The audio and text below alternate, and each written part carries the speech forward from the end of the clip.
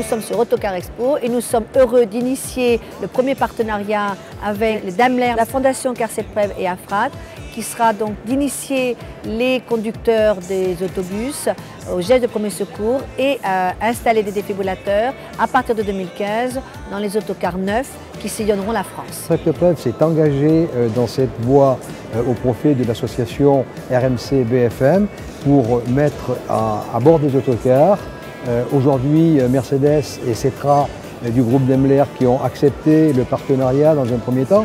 Demain, je l'espère, de l'ensemble des autres constructeurs d'autocars. Alors nous avons avec notre partenaire de formateur AFT, Aftral, à partir du mois de janvier 2015, fait en sorte que les modules de formation des défibrillateurs soient inclus dans les formations initiales, qu'en 2020, tous les conducteurs d'autocars et de camions sauront faire fonctionner le défibrillateur.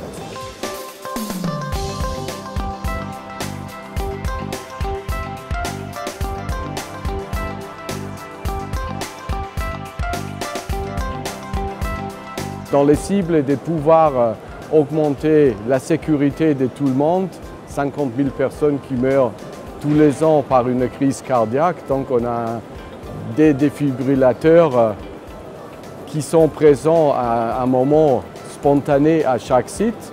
Donc c'est une excellente chose et on ne voulait surtout pas louper cette occasion.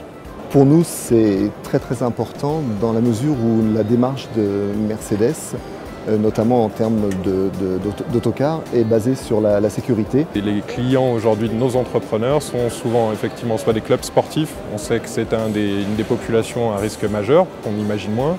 Le transport par autocar doit être là aussi sur des très longues distances. Là aussi, le défibrillateur ne peut pas être spécialement en France, on peut parler aussi de destination à l'étranger ou d'avoir un défibrillateur à bord. Je pense que c'est une responsabilité qui peut être aussi différenciante dans un accueil de public.